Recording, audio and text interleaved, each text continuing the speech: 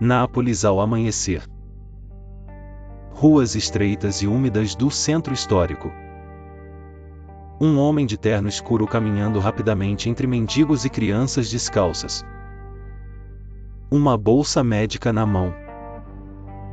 Para diante de uma porta humilde, bate suavemente. Entra sem esperar agradecimento. Do lado de fora, o Vesúvio ao fundo, impassível.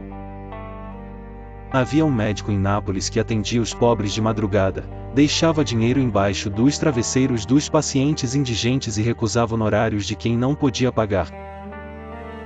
Seus colegas o chamavam de gênio. Seus pacientes o chamavam de santo. A igreja, eventualmente, concordou com os pacientes. Para compreender José Moscati é preciso primeiro compreender Nápoles, e compreender Nápoles exige que abandonemos os cartões postais e mergulhemos na realidade crua de uma das cidades mais complexas, contraditórias e fascinantes que a civilização ocidental jamais produziu. Nápoles no final do século XIX e início do século XX era simultaneamente um centro de alta cultura e um abismo de miséria humana. Berço de tradições filosóficas e artísticas extraordinárias, era também uma cidade onde a mortalidade infantil atingia proporções que envergonhavam a Europa civilizada. Onde a tuberculose ceifava vidas com uma eficiência que a guerra raramente igualava, onde os bairros populares empilhavam famílias inteiras em habitações que desafiavam qualquer noção mínima de dignidade humana. Era nessa cidade que Giuseppe Moscati nasceu em 25 de julho de 1880, filho de um magistrado de família nobre. O ambiente familiar era, portanto, radicalmente diferente da pobreza que ele mais tarde haria como campo de missão. Cresceu rodeado de livros, de conversas intelectuais, de uma formação clássica que incluía latim, filosofia, literatura e as ciências que começavam a transformar o mundo com uma velocidade vertiginosa. Mas havia algo no jovem Giuseppe que resistia à acomodação que sua origem social naturalmente lhe oferecia. Seus biógrafos descrevem um menino que, desde cedo, demonstrava uma sensibilidade incomum ao sofrimento alheio, e não a sensibilidade sentimental que frequentemente se dissolve em boas intenções sem consequências práticas, mas uma sensibilidade que se traduzia imediatamente em ação concreta.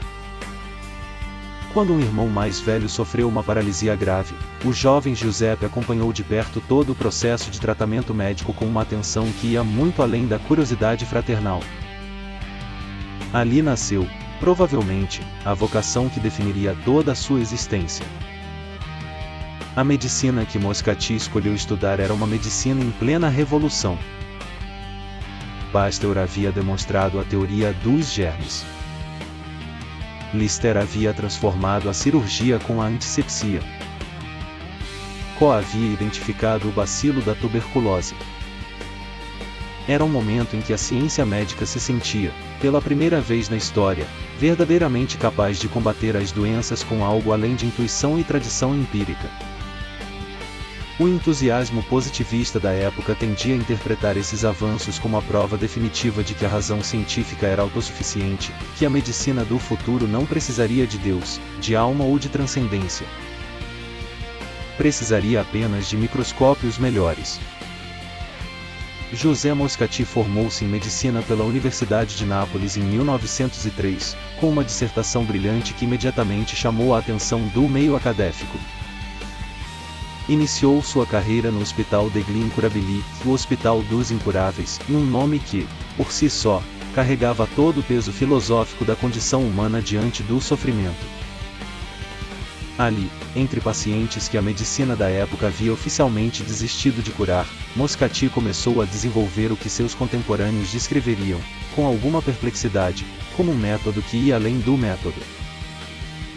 O que distinguia Moscati de seus colegas igualmente competentes não era apenas sua habilidade diagnóstica, e embora essa fosse reconhecidamente extraordinária, era a qualidade de sua presença junto ao paciente.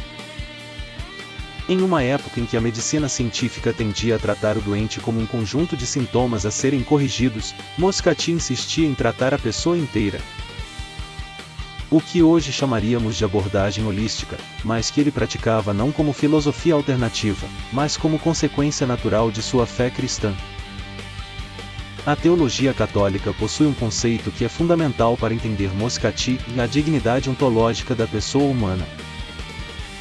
Cada ser humano, independentemente de sua condição social, intelectual, moral ou física, possui uma dignidade que não deriva de suas capacidades ou realizações, mas de sua origem, em o fato de ter sido criado à imagem e semelhança de Deus.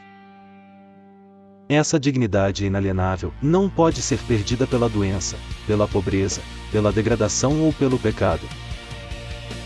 Moscati não apenas acreditava nisso teologicamente e vivia isso clinicamente. Para ele, o paciente indigente que chegava fedendo nas maçãs do Hospital dos Incuráveis era portador da mesma dignidade sagrada que o barão que o convocava para consultas privadas. Isso se traduzia em comportamentos concretos que seus colegas às vezes observavam com admiração e às vezes com desconforto. Ele se sentava à beira da cama dos pacientes, em algo incomum para os médicos da época, habituados a uma distância que confundiam com autoridade. Segurava mãos. Ouvia histórias que não tinham nenhuma relevância diagnóstica óbvia, mas que ele sabia serem fundamentais para compreender o ser humano que estava sofrendo. Em 1906, o Vesúvio entrou em erupção em um dos eventos mais violentos registrados na história moderna do vulcão. A devastação nas cidades e aldeias ao redor foi imediata e avassaladora.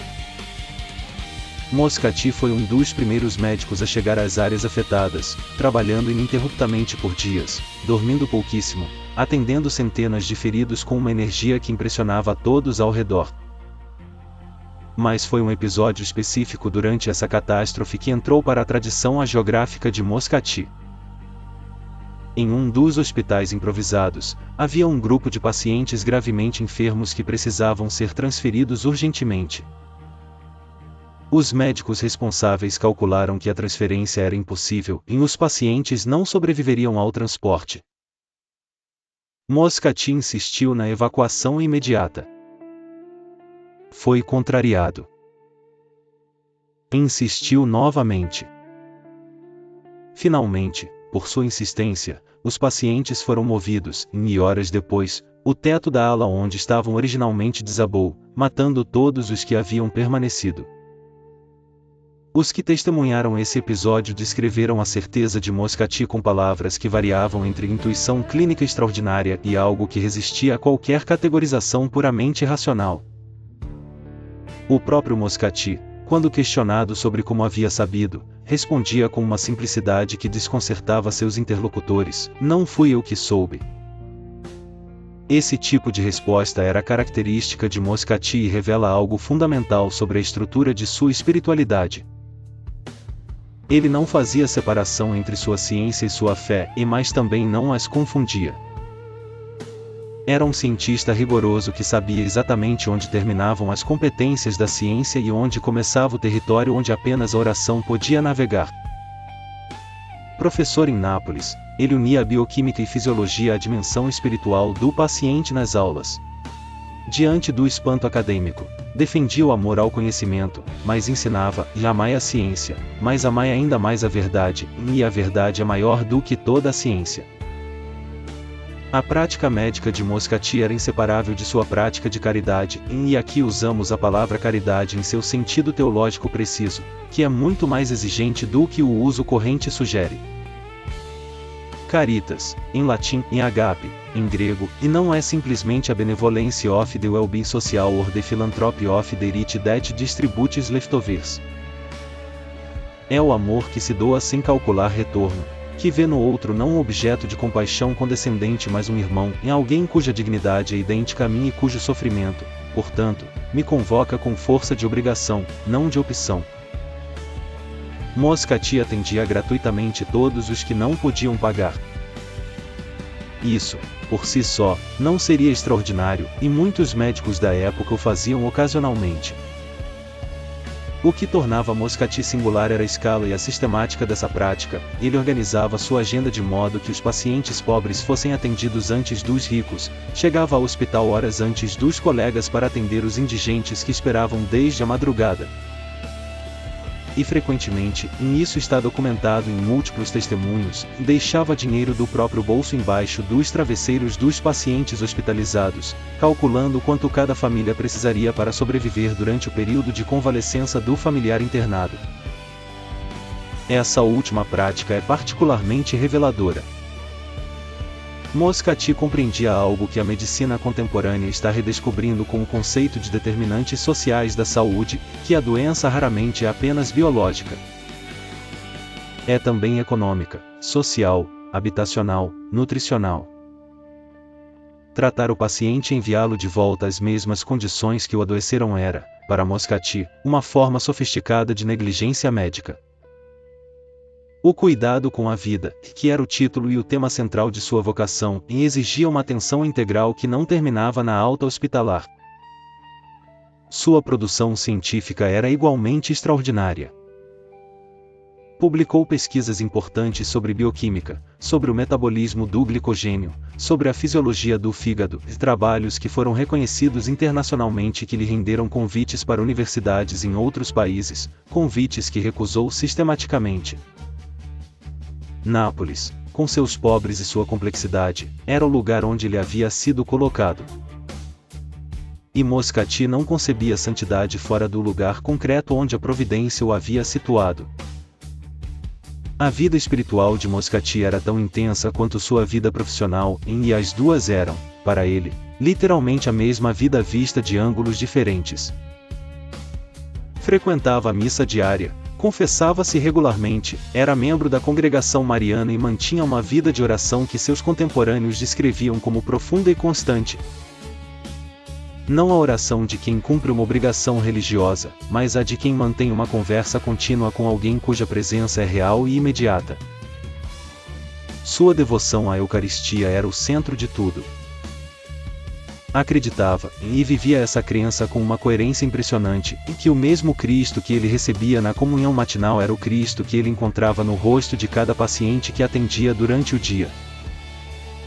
Essa identificação, que a tradição mística cristã chama de visão do Cristo nos pobres e que tem sua formulação evangélica mais direta em Mateus 25, estava doente e me visitastes, não era para Moscati uma metáfora piedosa. Era uma realidade ontológica que determinava cada gesto clínico, cada decisão terapêutica, cada momento de presença junto ao enfermo. Em 12 de abril de 1927, Moscati atendeu pacientes como de costume pela manhã. Voltou para casa ao meio-dia, sentou-se em sua poltrona preferida e morreu. Tinha 46 anos. Não havia dado nenhum sinal de doença grave. Morreu como havia vivido, e em movimento, sem dramatismo, sem agonia prolongada. Como alguém que simplesmente passou de uma sala para outra. A notícia de sua morte se espalhou por Nápoles com uma velocidade que, antes dos meios de comunicação modernos, só pode ser explicada pela profundidade do impacto que sua vida havia causado.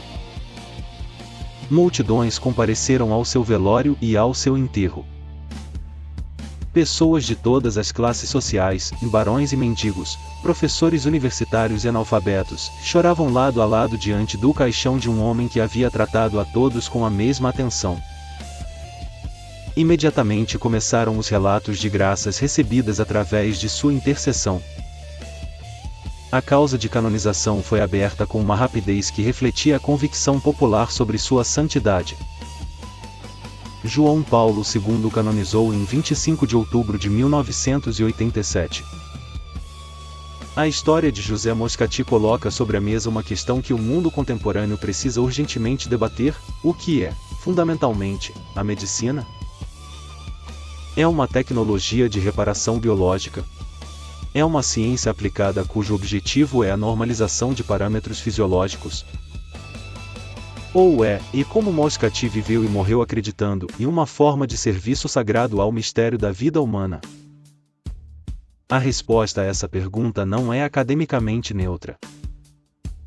Ela determina se um médico trata ou cuida. Se vê um paciente ou uma pessoa. Se a alta hospitalar encerra sua responsabilidade ou se o cuidado com a vida exige um acompanhamento que vai além do consultório e do prontuário. A medicina contemporânea, em suas versões mais redutoras, tende a responder essa pergunta de um modo que Moscati reconheceria como tecnicamente sofisticado e humanamente empobrecido. Os avanços são genuinamente extraordinários, e jamais na história humana foi possível curar tantas doenças, prolongar tantas vidas, aliviar tantos sofrimentos. Mas há algo que os algoritmos de diagnóstico por inteligência artificial, as ressonâncias magnéticas de última geração e os protocolos terapêuticos baseados em evidências ainda não conseguem reproduzir: a presença. O toque. O silêncio compartilhado à beira de uma cama onde alguém está morrendo. Moscati sabia que havia males que os medicamentos não alcançavam, e não porque a farmacologia fosse insuficiente, mas porque o ser humano doente é mais do que um organismo com defeito.